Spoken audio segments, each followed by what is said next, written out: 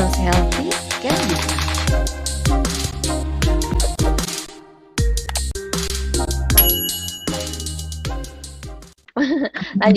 Lanjut dok. Ini semakin seru nih tipsnya.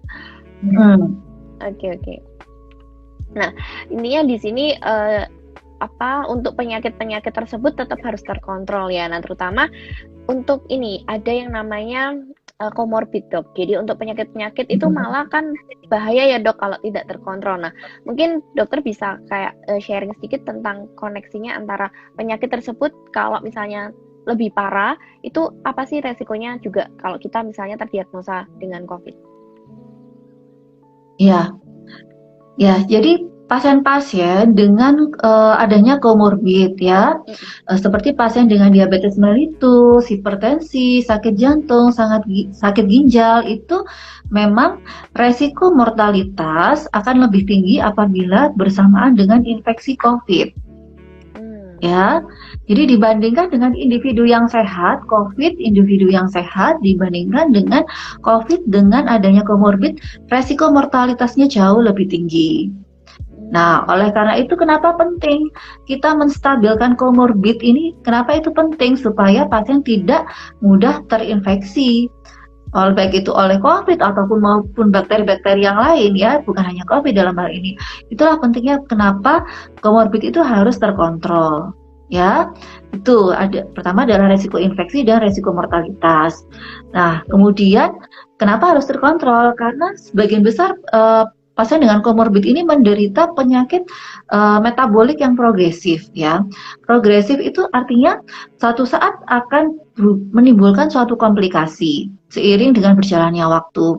Nah, apabila kita tidak mengontrol komorbid ini dengan baik di awal, maka resiko terjadi komplikasi akan lebih besar pada pasien-pasien tersebut dan belum tentu kita bisa kembalikan lagi pada kondisi awal. Seperti misalnya pasien diabetes, kemudian tidak terkontrol, kemudian dia menjadi pasien gagal ginjal, mulai dari stadium 1, 2, hingga akhirnya kelima. Nah, kalau pasien sudah stadium kelima, pasien artinya sudah membutuhkan cuci darah. Ya, tergantung dengan alat hemodialisa, maka itu tidak bisa kita kembalikan lagi fungsi ginjal pasien seperti semula. Nah, itulah yang kita hindari, seperti itu. Jangan sampai pasien-pasien pada akhirnya mengalami komplikasi yang sebenarnya bisa kita cegah. Oke, jadi intinya tetap harus rutin kontrol ya, jangan sampai kita ketakutan sendiri, khawatir sendiri, tapi ternyata di rumah sakit tuh udah dipersiapkan protokolnya dengan baik. Jadi jangan khawatir buat teman-teman yang mungkin punya orang tua yang memang ada penyakit kronis, wajib tetap harus kontrol seperti itu. Nah, itu mengenai penyakit kronis ya dok. Nah, sekarang kalau misalnya nih buat orang pasien-pasien yang memang mau berencana operasi. Nah, kalau operasi elektif atau yang masih direncanakan kan masih bisa diundur. Tapi kan kalau diundur terus juga bisa menjadi penyakit tersebut menjadi prognosanya juga jadi lebih buruk. Nah, kira-kira apa sih persiapan untuk pasien-pasien yang memang akan melakukan operasi? Seperti itu, dok. Ya. Dokter Yuni, apa sharingnya? Ya, makasih Dr. Alna. Jadi gini, pasien-pasien sebelum melakukan tindakan operasi pasti akan kita screening ya. Baik itu screening dari penyakit metabolik ataupun dari saat ini karena kita musim pandemi maka kita tambahkan screening COVID ya. Tapi sebelum musim COVID pun sebenarnya kita juga memang sudah wajib melakukan screening itu ya. Kenapa seperti itu? Karena kita perlu mengetahui kondisi kesehatan pasien sebelum operasi.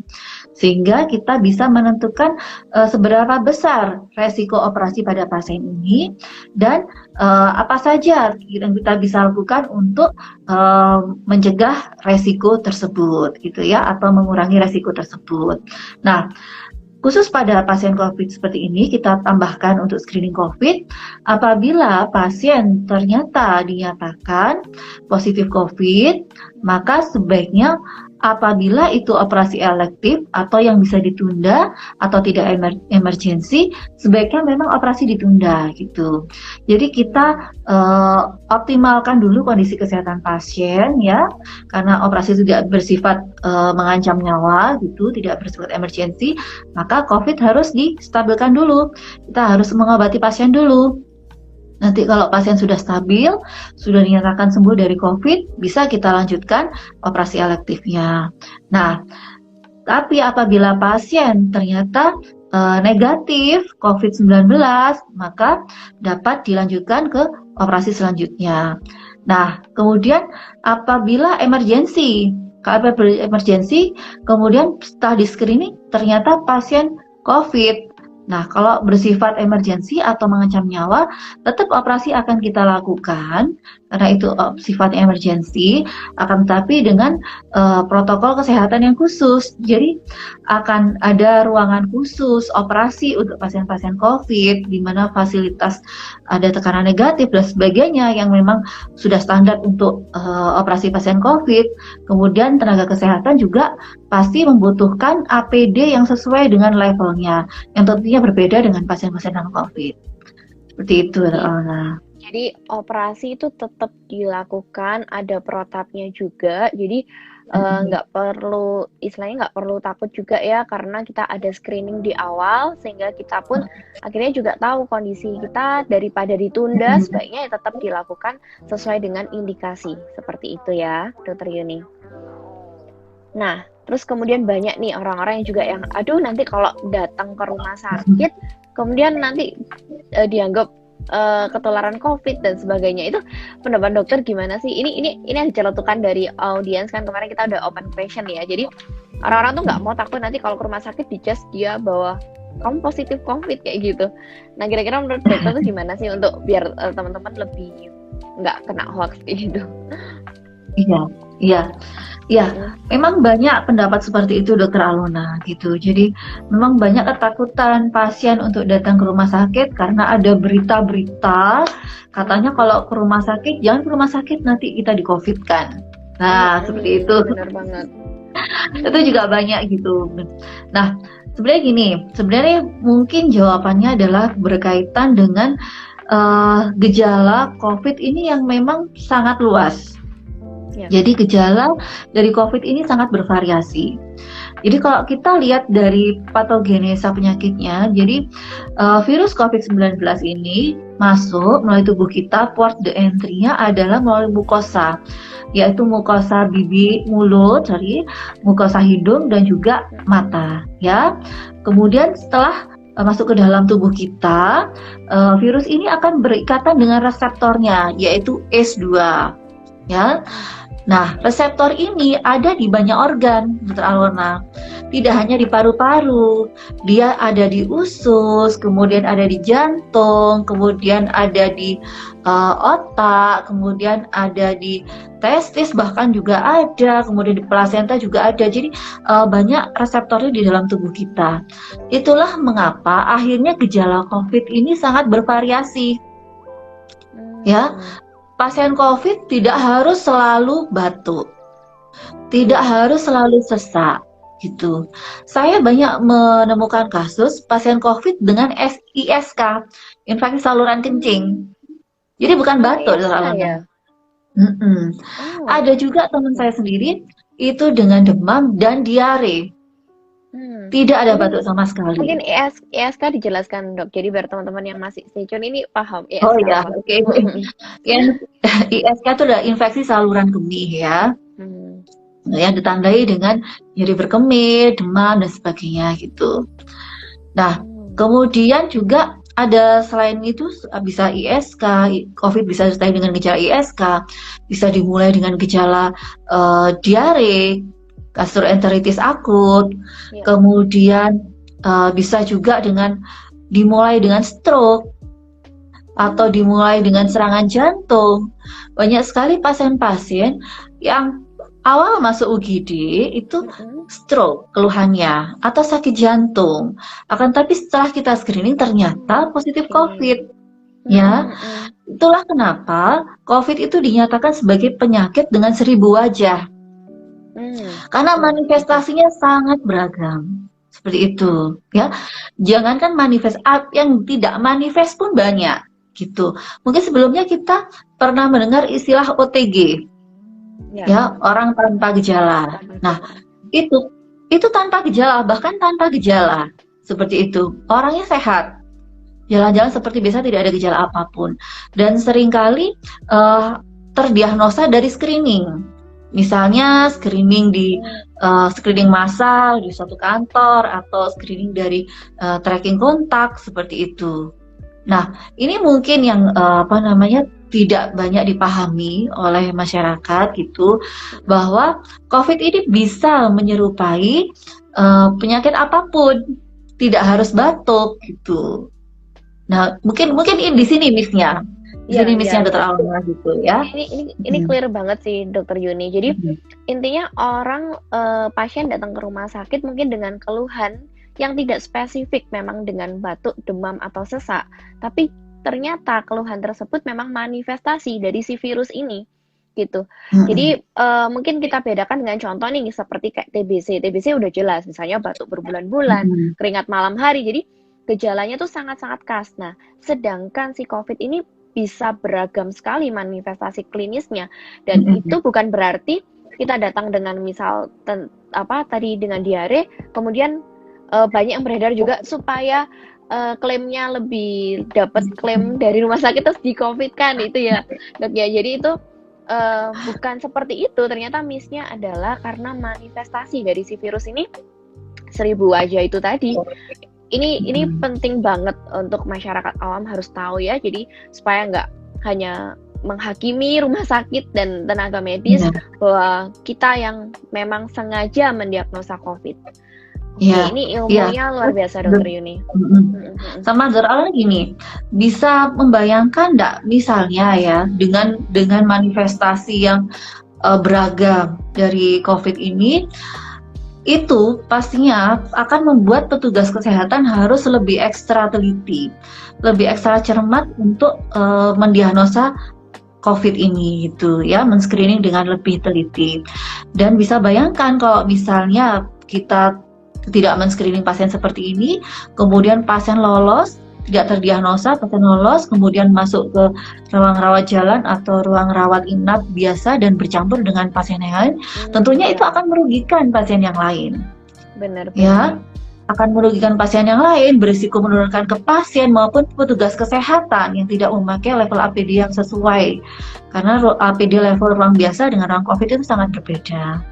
Nah, gitu. Jadi saya sih sudah sangat apresiasi gitu kepada teman-teman di bagian screening maupun di bagian unit gawat darurat yang sudah bisa men-screening COVID ini dengan sangat teliti, gitu. Bukannya sengaja untuk mencari-cari diagnosa, itu bukan, gitu. Tapi memang itu proses screening untuk keselamatan baik pasien maupun tenaga kesehatan sendiri. Jadi intinya kita sebagai pasien nggak boleh egois, takut kitanya diisolasi, kita takut dikucilkan sehingga kita mungkin nggak jujur, kayak seperti contoh ada kayak mengisi kuesioner kayak gitu kan ya Dok ya. Itu mungkin ada orang yang nggak mengaku juga telah melakukan misalnya traveling dalam waktu berapa lama terakhir kayak gitu. Jadi akhirnya kita misdiagnose, jadi nggak ketahuan nih. Nah, mungkin dokter bisa kayak kasih saran nggak buat teman-teman supaya buat para pasien juga, supaya kita kalau misalnya memang ditanya di anamnesa, kemudian kita diminta isi kuesioner, itu dimohon dengan sangat untuk jujur gitu, karena ini kepentingan bukan untuk diri sendiri loh, tapi untuk masyarakat luas, nggak hanya orang pasien yang ada di rumah sakit, nggak hanya petugas medisnya, tapi juga secara luas seperti itu. Mungkin ada advice buat masyarakat awam Dok? Ya, makasih Dr. Alona. Ya, mungkin faktor utama ketakutan pasien-pasien kenapa seringkali tidak jujur untuk menjawab pertanyaan dari petugas kesehatan, yaitu pertama adalah takut di-COVID-kan. Ya, tetap itu stigma takut di-COVID-kan itu tetap. Kemudian takut karena di-COVID-kan, akhirnya takut stigma. Nah, stigma negatif, takut dikucilkan, takut dijauhi, bahkan ada yang keluarganya juga dijauhi, atau ada yang pernah diusir. Saya juga pernah mendengar seperti itu, diusir dari kompleks itu juga ada.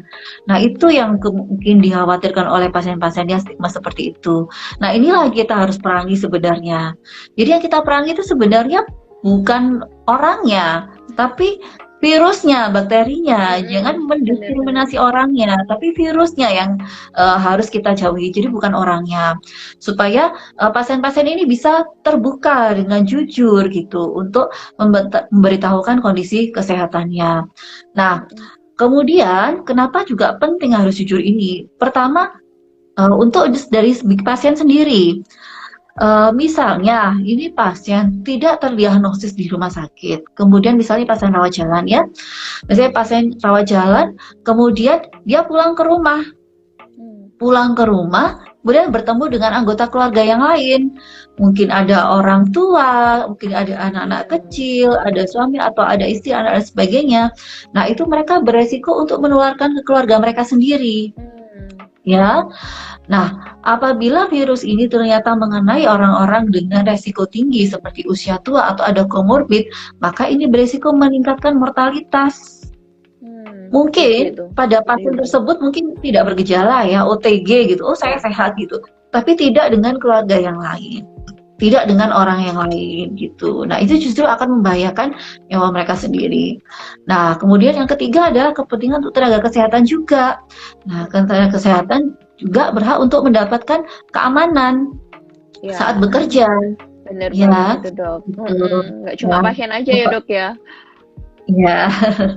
Nah, jadi kalau memang pasien ternyata positif COVID, tidak ada masalah, tetap akan kami layani gitu. Akan tapi dengan fasilitas kesehatan yang berbeda, lokasi maupun APD level yang berbeda. Tapi tidak akan mendiskriminasi, cuman memang kita akan memperlakukan berbeda dengan pasien-pasien yang lain dalam hal pencegahan penularan infeksi. Seperti itu.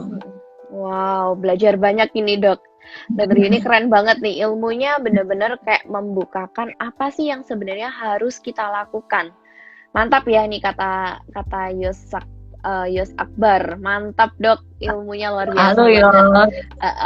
Ini buat saya juga biasanya kalau live ini. Oh Yos gitu. Ini Dokter Yos. Sorry, Dokter Yos. Halo dok, salam kenal. Ada Dokter Ria juga. Halo Dokter Ria, lama nggak ketemu sama Mbak Yuni, sama Dokter Yuni udah lama. Hai Mbak Ria. Dokter Yuni ini PPDS saya selama waktu saya koas. Itu memang PPDS yang ramah-ramah selama saya koas. Jadi intinya kita belajar banyak ya dari Dokter Yuni malam hari ini. Jadi benar-benar kita itu nggak usah takut untuk datang ke rumah sakit. Kalau misalnya kita sakit, daripada nih minum obat, ngobatin diri sendiri, minter, istilahnya kalau orang Jawa bilangnya tuh keminter ya dok ya. Jadi keminter, coba dengan obat-obat sendiri, kemudian setelah konsumsi obat nggak sembuh baru kontrol, itu malah nggak baik juga untuk kesehatan. Jadi tetap lakukan seperti sedia kala, hanya ditambahi dengan protokol kesehatan. Jadi tidak ada yang berubah untuk cara kita berobat, hanya tinggal kitanya mendisiplinkan diri untuk benar-benar tidak mengesampingkan yang namanya pakai masker, kemudian cuci tangan, jaga jarak, kemudian tetap melakukan konsultasi terhadap dokter yang merawat kita sebagai pasien yang memang punya penyakit kronis seperti itu. Itu yang tadi rangkuman dari Dokter Yuni. Nah, mungkin karena kita udah mau habis dok, closing statement-nya apa nih buat masyarakat awam sehingga tetap mau datang ke rumah sakit meskipun era seperti ini? Ya, terima kasih Dr. Alana. Ya, jadi memang pandemi COVID-19 ini memang berakibat banyak ya gitu, bukan hanya di Indonesia tapi di seluruh negara dunia, lebih dari 200 negara yang sudah kena dari dampak dari infeksi COVID ini mengalami hal yang sama. Dan itu membuat mau tidak mau kita harus menyesuaikan diri ya, beradaptasi dengan kondisi seperti ini, baik itu dari segi budaya, kemudian pola hidup sehat, kemudian dari segi bidang ekonomi, maupun juga dari segi interaksi sosial kita dengan sesama manusia. Nah, itu semua memang berubah seperti itu. Tapi itu semua demi kebaikan kita juga. Nah, dalam hal ini pemerintah maupun tenaga kesehatan sudah banyak melakukan upaya-upaya untuk mengurangi mortalitas ataupun mencegah penularan penyakit ini. Tapi memang usaha ini tidak akan berhasil tanpa adanya dukungan dari masyarakat, ya, untuk tetap mematuhi protokol kesehatan gitu, dan untuk bagi individu yang sakit harus tetap menjaga kesehatannya dengan cara untuk tetap berinteraksi dengan dokter, baik itu melalui sarana fasilitas kesehatan ataupun sarana online yang sudah kita sebutkan tadi. Tidak ada masalah dengan seperti itu karena kita dalam kondisi pandemi gitu. Karena yang lebih tidak baik adalah saat pasien tidak terkontrol, itu lebih tidak menguntungkan demi kesehatan pasien sendiri. Jadi pada akhirnya kita sama-sama berdoa semoga pandemi ini cepat berakhir gitu, dan semoga kondisi Indonesia bisa bangkit lagi dan juga bisa normal seperti sedia kala lagi. Amin, dokter ini amin. Kita amini semua ya teman-teman yang masih hadir pada malam hari ini. Jadi prinsipnya adalah kembali ke kitanya, kembali ke kesadaran kitanya ya dok ya. Karena mau dibuat peraturan kayak gimana pun, kalau kitanya tidak sadar dan kita menyepelekan, juga angka kejadian ini akan terus meningkat, nggak akan ada selesainya. Sedangkan dari kita pasti semuanya kepingin segera berakhir, ya kan? Tapi kalau dari kitanya tetap seperti ini dan tidak sadar, ya nggak akan ada ujungnya. Seperti itu. Oke, mungkin dokter ada tambahan, dokter Yuni? Ya, terima kasih dokter Alona sudah mengundang saya untuk hadir di acara IG Live ini gitu. Jangan kapok untuk mengundang saya di sini. Oh, jelas enggak, dokter Yuni keren banget. Jadi kita pasti akan membahas topik berikutnya yang nggak kalah seru dan membantu masyarakat awam untuk memiliki wawasan yang lebih luas dan tidak hanya ikut-ikutan dengan berita yang tidak jelas kebenarannya. Terima kasih untuk edukasinya yang luar biasa dari Dr. Yuni Rahmawati, spesialis penyakit dalam. Jadi buat Dr. Yuni, terima kasih untuk waktunya, dan buat teman-teman semoga informasi yang kami sharingkan pada malam hari ini bermanfaat untuk kesehatan dan keamanan teman-teman dan keluarga. Terima kasih. Amin. Dan selamat malam semuanya. Selamat malam Dr. Yuni. Terima kasih. Wassalamualaikum warahmatullahi wabarakatuh. Terima kasih. Selamat malam.